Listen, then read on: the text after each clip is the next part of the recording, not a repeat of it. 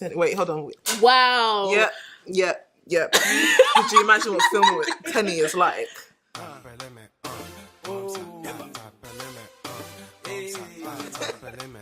Alright, hi guys, welcome to my channel, and I'm back with another guest. Introduce yourself. Hi, I'm Torah Brown. How old are you? I'm 24. Wonderful. What do you do? I am a physiotherapist. Woo! And personal trainer. And yeah, I'm interested in sport and fitness and health as well. She's smart. And how do we know each other? From college, right? Mads. And then I started to go to the same church as Dupe as well. And then we just got close as friends. Yeah, man. It's been great. Okay, so what's been your faith background, and like how did you come to know Christ? So I grew up in a Church of England school, so I had the influence of God and Jesus from my childhood, really. And then that kind of dimmed down as the influence started to go away when I went to secondary school. And then as I started to get a bit older, I started to attend church a lot more, and I try to start and find God and have him in my life a lot more as well. And then I just started to build a deeper relationship with him, and it's great now. So what would you say the point was that like you gave your life to Christ? I would say when I was about 17 or 18, I started to give my life to Christ and take him more seriously. And that was at my previous church. But I knew something was different in my previous church. I enjoyed it, but you know when something's not there? Yeah. So, and then my friend invited me to an event at her church, and I thought it was just amazing. And then I thought, okay, let me go there and just visit it and see what their normal services are like. And yeah, I loved it. And Who was the friend? It was Tenny, and then I realised that Dupe was there as well, and I was like, okay, this is more of a... Woodhouse link up. Yeah. I was like, this is great, at least I've got some support behind me, you know, because moving churches can be a bit, it's a bit iffy sometimes as well. So, yeah, and then when I went to the service, the first one, and the pastor just hit me, and I was like, this is it. I just felt the word, and I was like, yeah, this is where I need to be. And the praise and worship, I love praise and worship. So it just touched my soul, and I was like, yeah, this is... She sings, you know.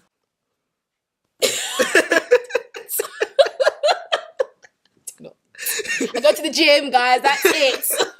But yeah, so I loved it, and I just carried on going. And it's not that close to my home compared to my previous church. So actually making the sacrifice, whether I have a car or not, I don't always drive to church. I'll make sure that I go there, because if you have a church and you actually feel the word and the spirit, then I'd say just go, regardless of how you're going to get there. Make sure you go.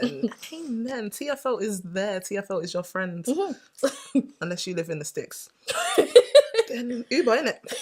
Okay, so what would you say in life your biggest challenges have been, and how would you say that you overcame them?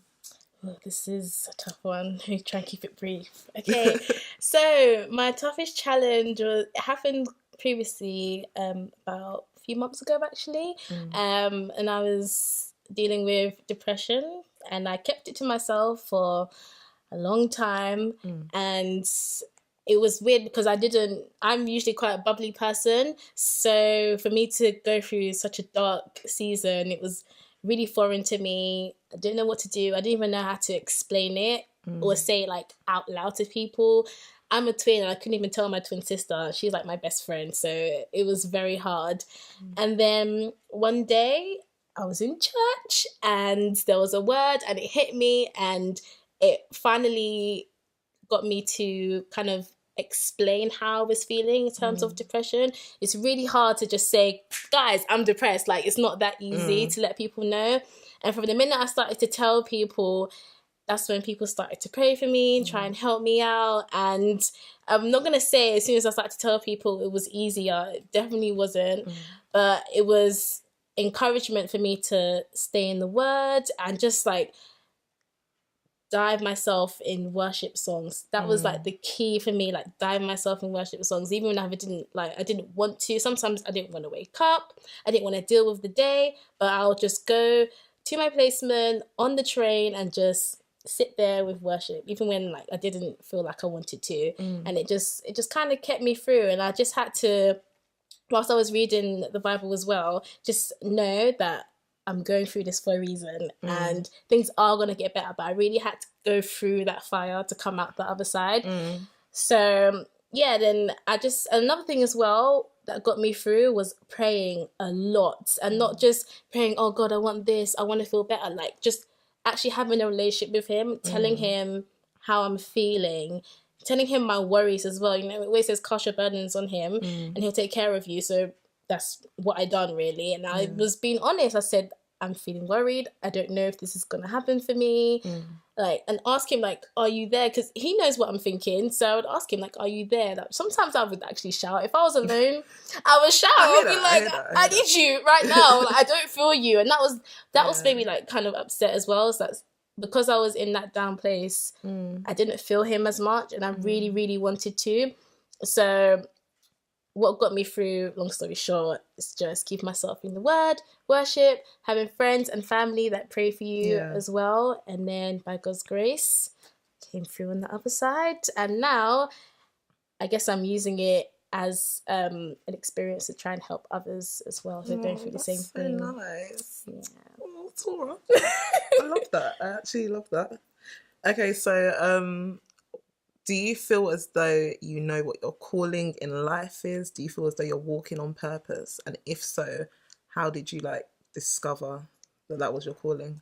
I think now I am. Yeah. So beforehand, I always knew that I was a bit of a sciencey geek. So I love biology. I love the body. You love biology. I love it. I love it. The human body is amazing. Okay.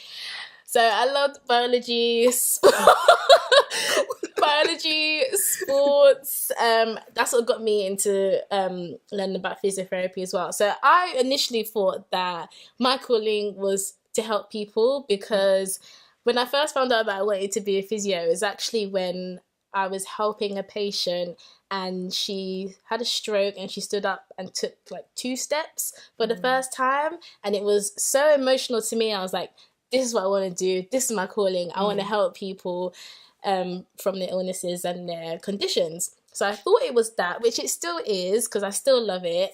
But then, like I said previously before about my depression and getting through that, after I got through it, I've had literally about 4 people in 1 week that were coming to me like, Torah, I don't know what to do. I'm feeling down. I don't know what to do in terms of uni, jobs. And these people that I haven't been very outspoken about my depression either. This is like the first time I'm saying it. I feel so privileged. So, yeah, people don't know what I've been through. I've been very, very low-key about it. So for them to come to me, I'm just like, well, why do you think I'm qualified to help you?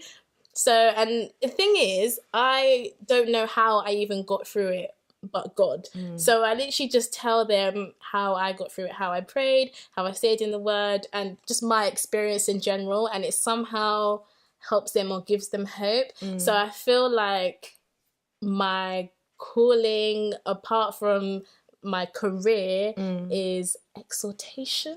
Love that. Because I went to the purpose course and my gift was exhortation. At the time, I was like, I don't really know what that means. We're going to go with it. Yeah. So, and when I Google searched it and it was talking about helping people with experiences, things like that, and I was like, I don't really have any experiences. I'm just here, just chilling. And then, yeah, I went through a very testing time, and now I know it's my calling to help people who go through dark times and just be there, not physically, you know, give them tips and things like, because there's some areas like maths and other subjects. I don't know. Yeah. Me and maths. I hear that. So I think it's just like the mental as well, like inside how people are thinking, because people don't see that. So I think, just try and help them, uplift them in their spirit to help them through. Yeah. She's a therapist, essentially. Like, if you need advice, we'll link her below and all of that stuff. We'll link. It doesn't. It's the Lord that qualifies you. Oh, what, you plan to get the qualification? No. Sure? I'm not going back to uni. I hear that. Neither am I. Huh? Online courses? Would you do an online course? No. Nope. Education done. Finished. I hear that. 5 years of university, 2 degrees. 2 degrees. It's enough. She's a master. It's enough. Master of It's enough. physiotherapy and that. It's enough. Love that. I'm finished. So you earlier you mentioned that you are a gym fanatic. I am. So BrowneSugarUk. BROWNE. I'll get it to come up like this, innit? GARUK.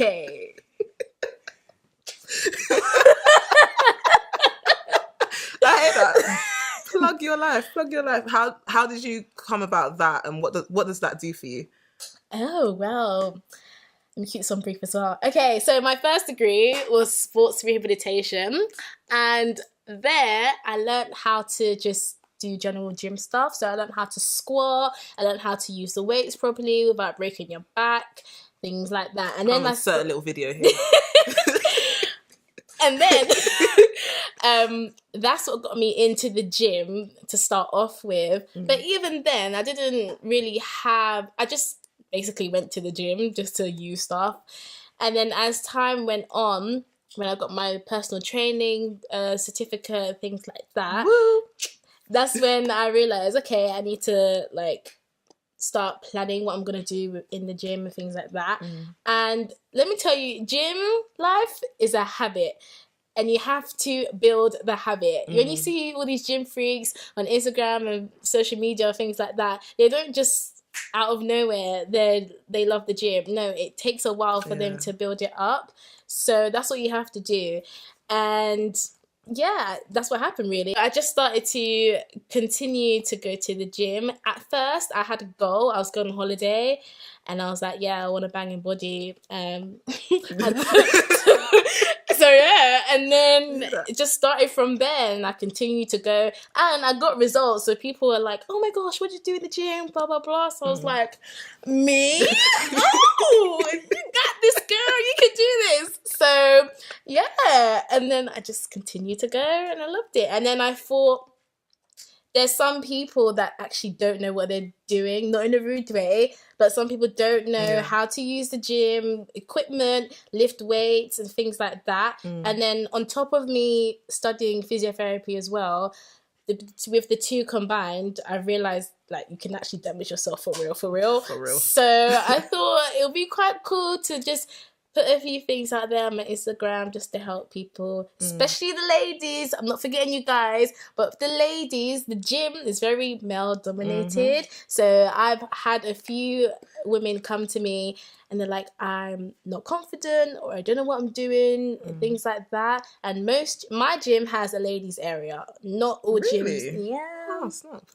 Not all gyms do. So I'm very passionate about helping ladies be confident in the gym because gym and exercise builds your own inner confidence no matter what you look like. So I don't think I have the best body in the world, but I'm confident when I go to the gym and there's 100 guys, I'll just walk in there like, yeah, like, you can look if you want. It's okay. I don't really care. Like, I'm confident, so it's fine. And I want every woman to feel like that for real because, you know, I don't want guys to make girls feel less confident for just being good to their body. Everyone needs to exercise, okay? Don't sit there. You can sit there now and watch the video, but don't sit here for 10 hours after this video, okay? Go to the gym tomorrow. She's told you. That's the Lord speaking. I hope you're eating grapes when you're watching this, you know. Grapes and cashew nuts. Don't be eating no Krispy Kreme donuts when you're watching this. I hear that. I love that. I hear that. I'm gonna, when I'm editing, I hope I'm not eating you better not be. You better not be. I'm finished. Grapes. Strawberries. Grapes. I like grapes. Grapes are good. Almond milk. Okay, so you mentioned Instagram, but as a Christian, do you ever feel like you're conflicted about what you should post on Instagram? Because obviously the gym can be, like when you do things in the gym, it's very targeted at certain areas. Yeah. So do you ever feel a certain type of way knowing that you're doing it for a particular reason, but are you ever worried about what people might say or what people might think, all that stuff? Not really. I mean, I know where that question is coming from because there's definitely some, especially ladies, there's some ladies that they have amazing bodies, but they'll focus on like just their rear area. Mm. But I mean, the way I see it is that, I mean, there'll be exercises that I'll show for the legs or even for the rear area, but I won't make it over sexualized, if that's a thing. And when I like do my captions and I might put some information in there, I'll let them know why it's good to train it. Yeah. And I'll never put in there because it will help you get a boyfriend or things like that. Like, it's not for that. It's for, like I said before, I want ladies especially to feel confident in themselves, and guys as well, feel confident in yourself. Guys can do a little glute exercises, right? Work on the legs, it's fine. But yeah, I just want everyone to feel confident in themselves and for them to be healthy in their own bodies. Because when we get older, you don't want cracking bones. You really don't. So this is what it's really for. And my Instagram is not all about, you know, trying to look a certain way. So I don't feel conflicted as a Christian because I know I'm doing the right thing. Yeah. If there's a point and I feel like, oh, this might be a bit, I'll think about it, pray about it. And there's never been a time where it's never been a time like I'll post something and I'm not 100% on it. Yeah. If I'm not 100% on it, I won't post it, basically. And before I post something, I'll send it to someone or I'll show it to someone to make sure it's okay, things like that. Most of the time, I'm fully clothed anyway, so it's okay. She is. So what words of encouragement or advice would you give to your 16-year-old self? Do not compare yourself to anybody else. Amen. Okay? Tell them. When I was a teenager in school, I went to a girls' school as well. Oh, let me tell you the tea. Okay, when I was a teenager, I was in an all-girls school. Around the corner, there was a boys' school. Yep. Okay? And, you know, there was just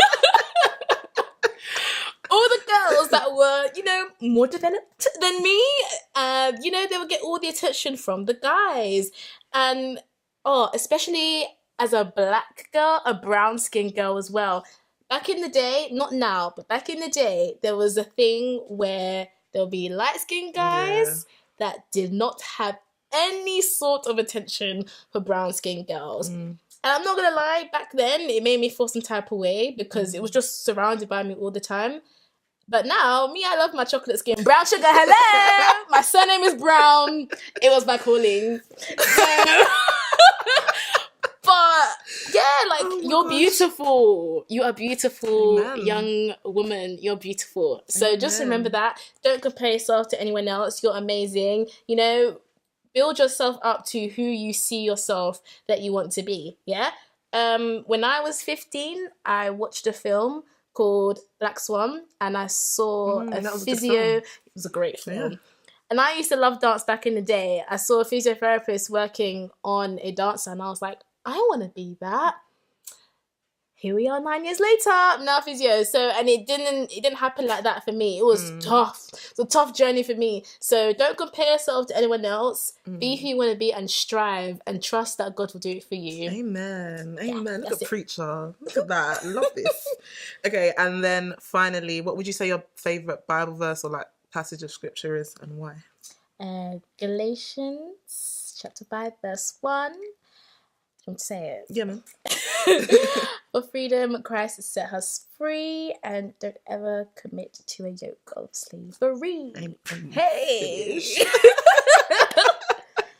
No, I love that verse because, you know, when you read it, you don't just automatically say, oh, you know, there's no slavery. Oh, it doesn't really, you know, doesn't match up to today's world. Well, it still does, because you can be enslaved to anything in your mind and feel like, oh, I must do this, I must do that. No, like, you're actually free to do what you want to do, and don't let other people's opinions. That's another thing. I used to be, personally, I was enslaved by other people's opinions.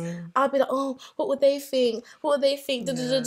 Now, it doesn't matter. Like, do what you want to do, and people who love you, they'll be there for you. So it's fine. But yeah, do what you want to do. Oh, thank you so much. Like, was you've been really, really good. it. That's it. Like, unless you have any final last words, you want to promote yourself? BrowneSugarUk, Instagram. Yeah, I will link all of her information down below if you just want to talk to you want to talk to her if you feel like you need some exalting. And like if you need any advice, gym advice. She does training programs. She's made me a training program, but you have to pay for it. I don't know how much. £15. £15. Yeah, cheap things. Food. No, don't say food. I'm finished. I'm not a nutritionist, so I don't do that. I'm doing it for you on a low. Okay. So yeah, if you want any training programs, training advice, then you can holler at Torah. So yeah, it's been great to have you. Thanks. And I shall see you guys again in a video. Thanks for having me. Bye guys. Bye.